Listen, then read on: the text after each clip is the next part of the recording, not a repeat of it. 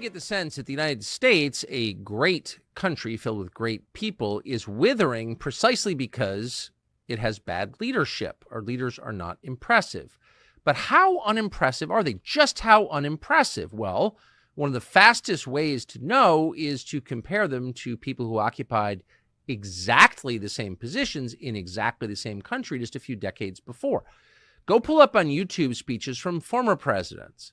Anyone before Gerald Ford, anyone, whether you agree with the person or not, whether you would have voted for the person or not, go watch a 40-minute speech from that leader, from that president, and ask yourself, is this person smart? Are these thoughtful arguments, whether or not I agree with them? Is this person thinking in big terms, or is he a day trader thinking about next week's election?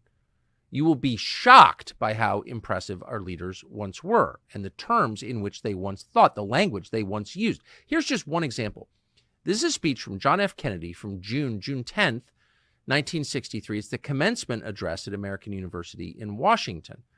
This was the last big speech Kennedy gave. He was murdered about 5 months later. Many believe as a response to the speech. But in any case, here's a very short clip from Kennedy's peace speech. What kind of a peace do I mean, and what kind of a peace do we seek? Not a Pax Americana, enforced on the world by American weapons of war. Not the peace of the grave or the security of the slave.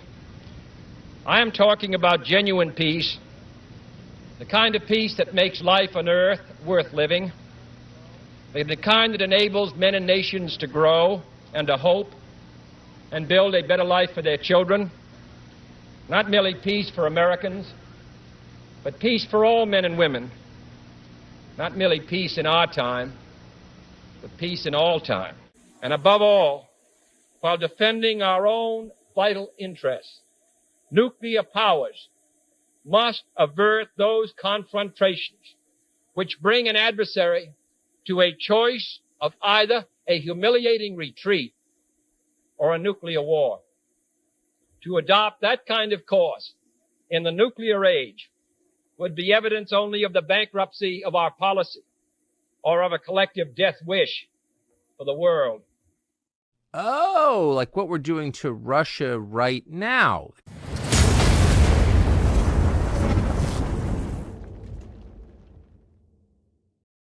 Welcome to the Citadel Watch. My name is Carin, and it is Tuesday, May the 21st, 2024. You know, today I want to talk about a new age is dawning. Today is actually a very significant day because it brings with it a change, a new dynamic. As powers shift throughout the globe, of course, we see what is happening is a train is being formed. Yes, it's a train, but it's a train that many leaders and influential world changers have jumped onto. It is a ride that is actually speeding up as we speak. Now, what is the destination of this train? I want to talk to you about that. Well, first of all, I want to call this train freedom. Yes, we're going to call it freedom. But there are many kinds of freedom. There's freedom of speech, there's freedom of choice, there's freedom of the physical body, free from pain, free from sin, free from sorrow. But today, this train is taking us to a very different kind of freedom. What is it? Well, it's free will or freedom of the will, but what does that mean? Don't surmise that you know or understand the meaning, because it is more than just freedom of choice.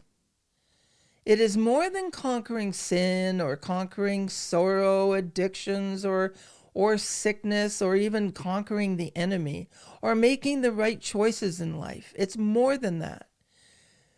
The will is about the power over your future. So it is freedom that you will receive the power over your own future. Now, let me just mention this. The created image of God is in all humans.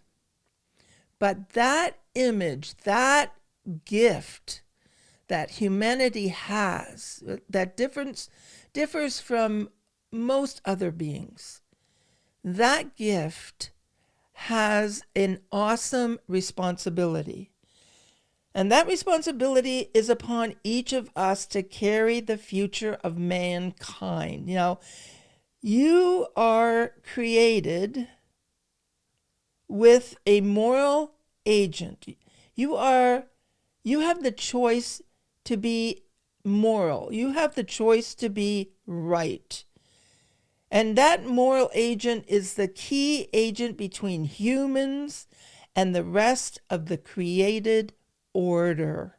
Now, open your minds and listen carefully. It is more than just the freedom of choice. It is God-given gift to every person, everyone listening, everyone on the planet, to speak, perceive, understand, and create change for the betterment of humanity. Now, each of us has the ability to create. Each of us has that ability.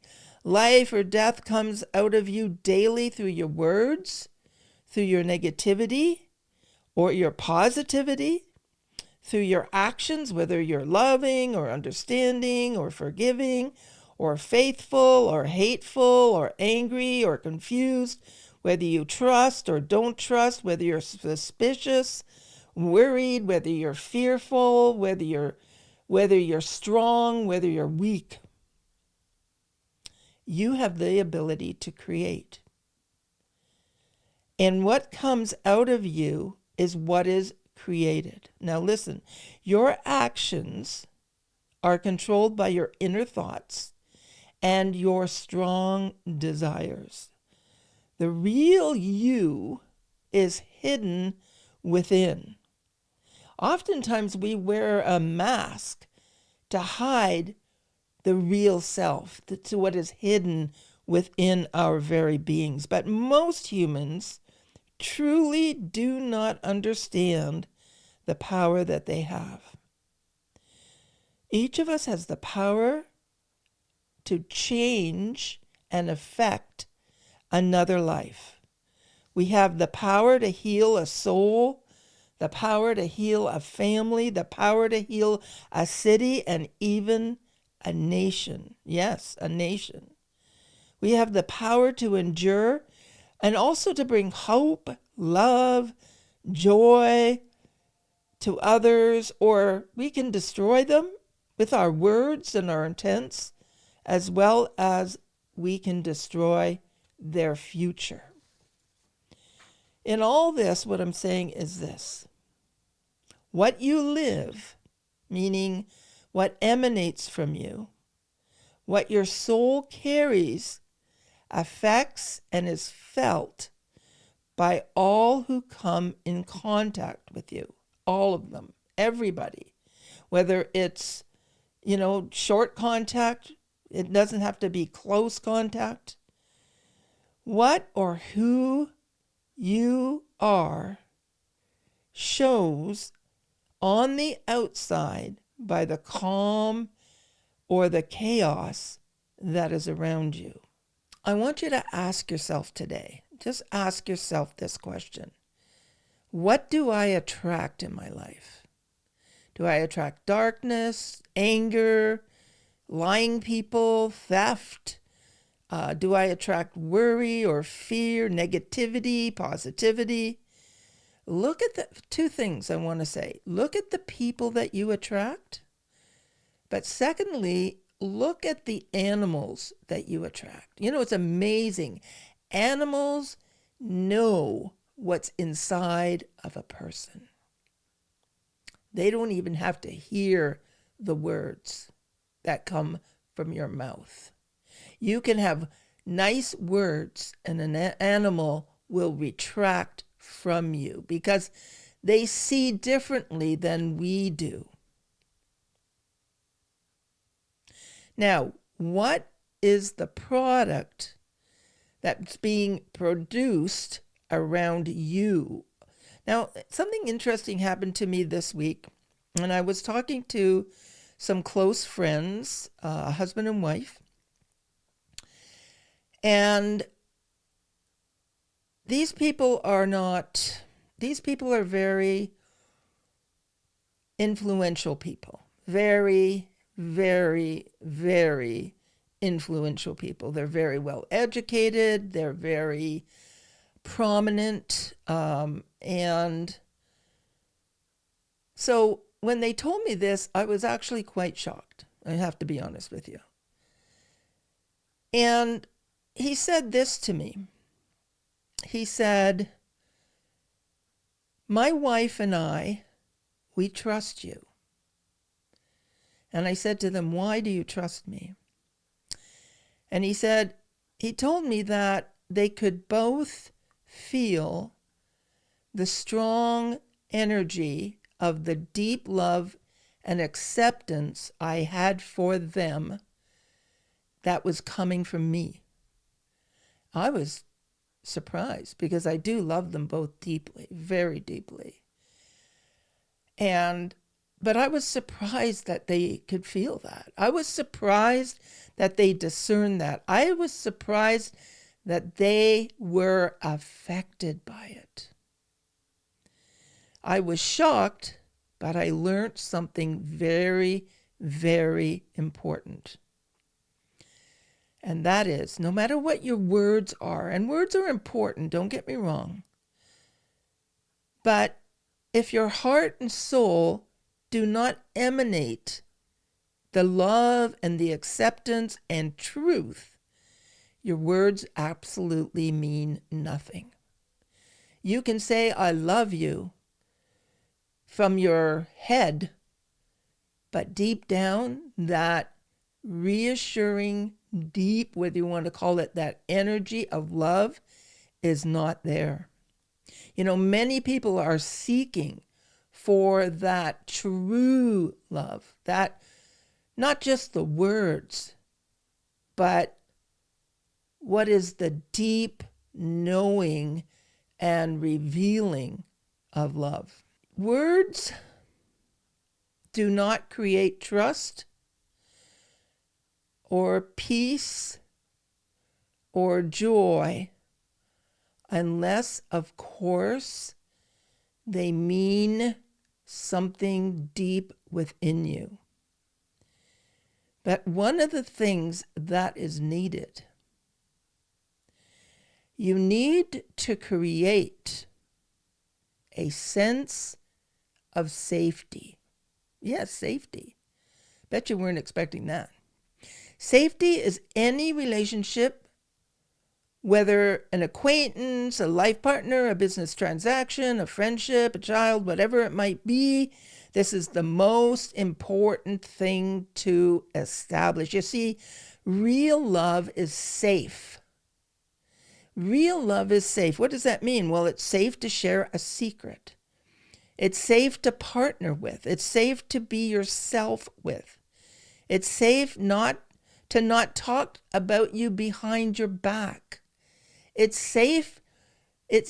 Real love is safe because it creates an atmosphere of trust, of honor, and of belief. You know, as human beings, we have contracts, we have agreements, we have sealed promises, we have commitments, we have prenups, we have all kinds of, fingerprints, thumbprints, you name it. Why? They're trying to produce a kind of safety for us.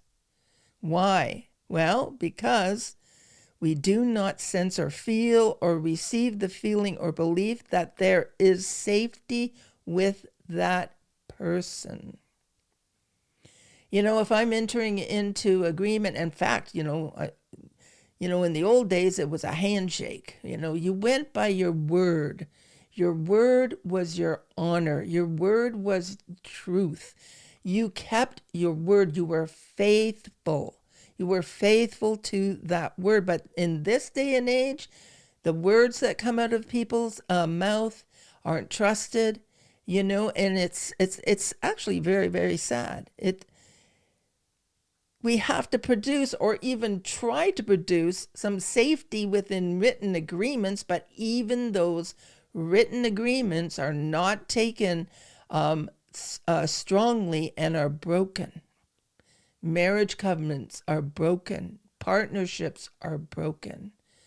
Honor is broken.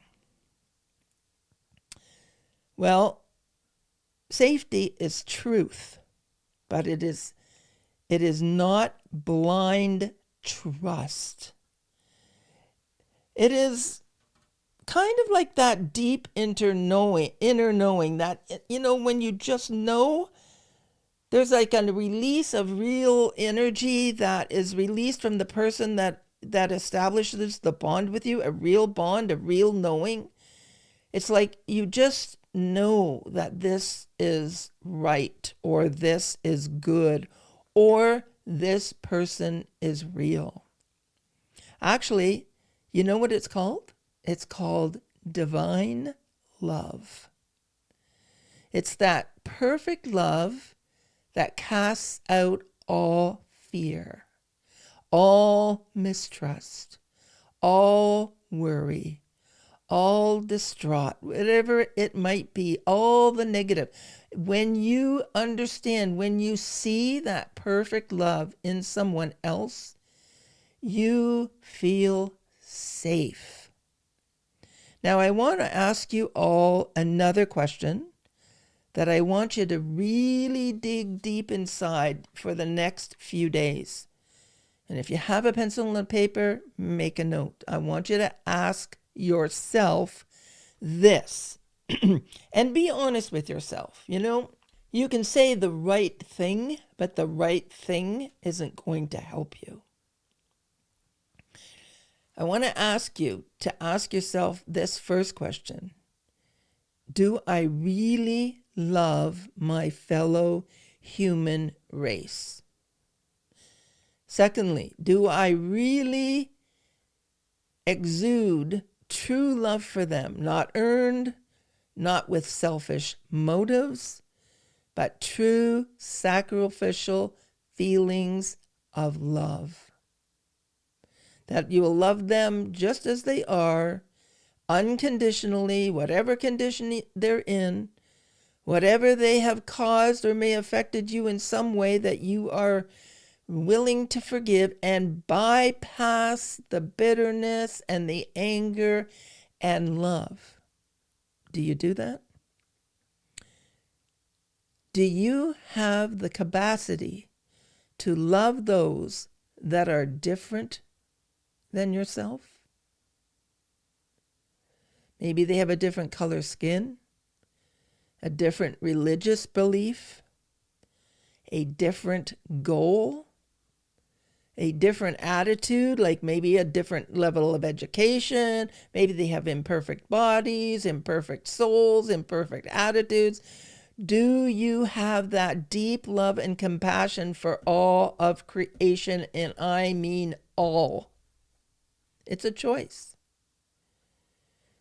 Some of you need transformation of your soul. Your soul is your mind, your will, and your emotions. They have been damaged, and you do not have it in you. You don't have that sincerity that you need to enter in fully into the new age, the new era. For some of you, this coming change in the earth will be a shaking. And it may even cause you physical harm to your mind, your emotions, and even your body. For those who exude true love, for those whose heart is for humanity, truly for humanity, they will be gracefully enter into the new. They will, because they're not going to resist. They're going to see and feel and transition very easily. They're going to embrace and even welcome, albeit unfamiliar, they're going to welcome the new because they have sight. They have sight, people. They see past the outside to the inside, to the inner man, to the inner workings, to inner purposes. One thing I need you to do too is examine your inner motives, your true desires. You know, in you is the power to create, but you can create either darkness or light. Yes. You can create darkness or light. It'll be your choice. But my exhortation to you is to let go of all the darkness that might be in you, all the unforgiveness or the pain or the self-pity. Let it go so that you can be the one to exude the love, trust, and the strength that is needed in the next step of transition. Remember this. Some of you will reject what is actually from God Himself because of what is in you and what is not in you. You need that unconditional love in your very being. And you need to remove any blockages that may be in your life to the fullness of that love. That's a journey in itself. You know, I want to talk real briefly about Iran. You know, we've seen Iran in the news, and we've revealed to you over the years about backroom deals and leaders being removed. Now, there are leaders who are blockages to the global shift, and we know that.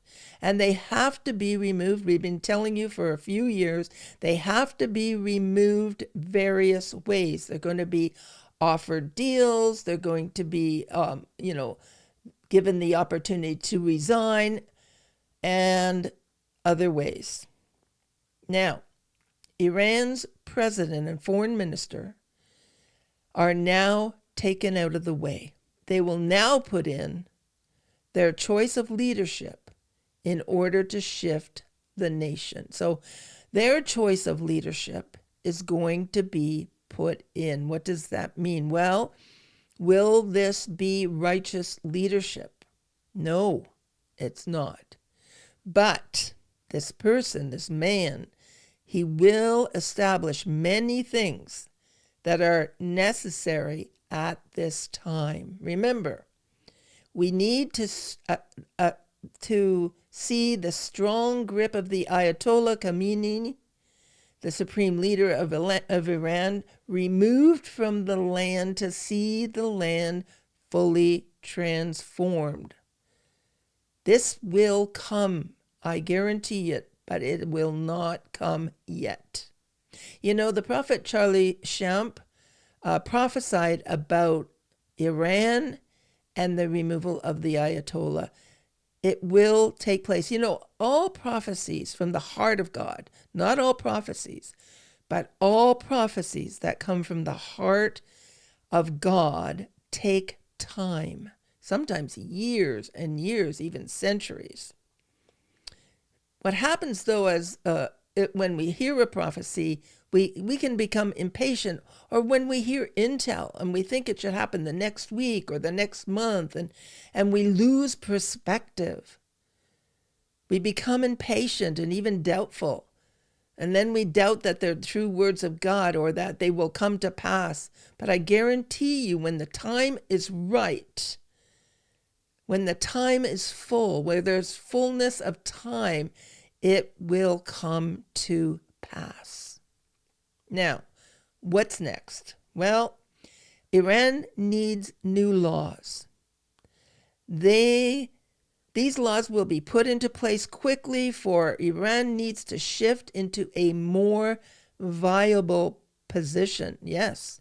See, Iran has aligned with Russia and China for trade, but it is not strengthening herself as much as expected. She made some alliances because of the restrictions that the U.S. has put on her. Also, one of the things that we see and we hear a lot, like Iran has a loud voice, a threatening voice. But inwardly, she is a weak nation.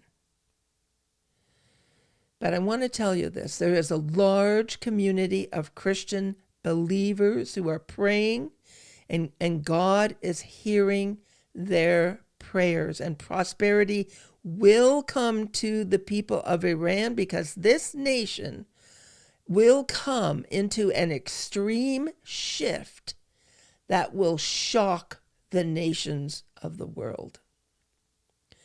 The Islamic stronghold will be broken over her, and a new heart will be released and rise up. Watch with me as change takes place. And finally, I just want to talk to you about cryptocurrencies. Remember this: all eyes are on Bitcoin. I said it on Friday, and I'm going to say it again. All eyes are on Bitcoin. Why? Well, Bitcoin has been positioned as a coin that will release prosperity to the nations. This is the agenda. Listen, they're going to pump it up. They're going to pull her down. Then they're going to pump her up again and again. That is the agenda. And that agenda is still in full force. Now, I want you to understand that this is a much needed plan for wealth release. Unfortunately, though, both the good and the bad will prosper. But don't worry. Unfortunately, even this intel goes into some bad hands. But really, I want to say this. There's a hidden agenda. Yes, there's a hidden agenda to deal with many, not all, but many of the dark agendas that are now being held for the wealth transfer. So listen, there is a lot of doom and gloom being released into your spirit right now. A lot of it. I see it around, and it worries me, so much so that many of you who are afraid and you don't trust and are worried about what's going on, you don't believe that you're going to prosper. Some of you have been given given into what is hidden greed and the search for power and recognition. I'm going to repeat that. Some of you have given into hidden greed and the search for power and recognition. Now, in this journey, listen, this is very, very important. In this journey, hidden motives will eventually be seen. This journey will either enhance and fill you, or it will break down and destroy you. What you're carrying will either be enhanced and benefit humanity, or it will break you down and destroy you. I can't stop that. Only you can change and choose your future. Only you can change what is within you. What is your motives? What is your desire? And what are you exuding? Are you exuding safety and love and compassion? Or are you exuding greed and mistrust? You know, what is the best plan? Well, the best plan is always God's plan. But the thing is this, you know, people say, I want God's plan. And I understand that. But the problem is you don't understand that God's plan is woven within the plans of man, both good and evil. You have to understand that God uses everything for the benefit of his people. So it's not a separate plan, although it is different, it's larger, it's greater. But it uses the plans of man, both good and evil, to bring it about. Now, you have been given something that is very precious, and you know what that is? It's called the tool of knowledge. Yes, you've been given the tool of knowledge. You have been given facts, you've been given figures. Now, it's up to you how you use it. You have the ability of choice. You can choose your level of prosperity. But listen to me. Weigh the cost. Weigh the risks. Weigh the price that you will pay personally. I'm sorry. There's always a price for great wealth. And the price, the highest price comes when you obtain it. Right now, what you're paying for waiting is nothing compared to the price that you are paying ahead of you. There'll always be a battle. There'll always be either victory or loss. There will be good times and sorrows. There will be deceit and loneliness. Remember this, the heart of man deceives itself. Some of you will decide to drop the vision of great wealth, and you know, for some of you, most of you, it's probably a good idea. I'm not saying not to be part of the wealth transfer. I'm not saying that. But some of you, I hear billions. I want to be a billionaire. I want to be have so many millions of dollars. And honestly, it can be your destruction. You need to choose wisely. And some of you need to let go of some of the bigness that you are feeling. And you need to ask yourself, what are my motives? What are my motives? Is your motive to help mankind? Really? And if it is, do you have a plan? Do you have a aspiration? Or is it just, I'm going to help mankind? That's a hope, people. That's not a goal. It's a hope. I had somebody say to me the other day, well, I'll figure it out when I get there. Well, you better understand that the future isn't so folly, without plan, without maturity, without understanding, without alignment. It takes more than just money to cause you to be aligned. And some of you, I'm going to be honest, would be better off with $1 million, $500,000, maybe $2 million. Even that probably will go very, very fast. But it will save you a life of heartache, a life of pain. And you say, oh, I trust God, I have faith in God. Well, that's not about faith. It's called wisdom. It's not about faith. It's called wisdom. It's called healing. It's called knowing who you are. It's called letting go of greed, letting go of what is holding you as a captive, and allowing reasonable thought come into your life. Reasonable decisions come into your life. You know, some of you are going to choose to be very wealthy, and some of you will succeed, meaning retain your wealth. In fact, they are expecting maybe 8 to 10% may survive and succeed.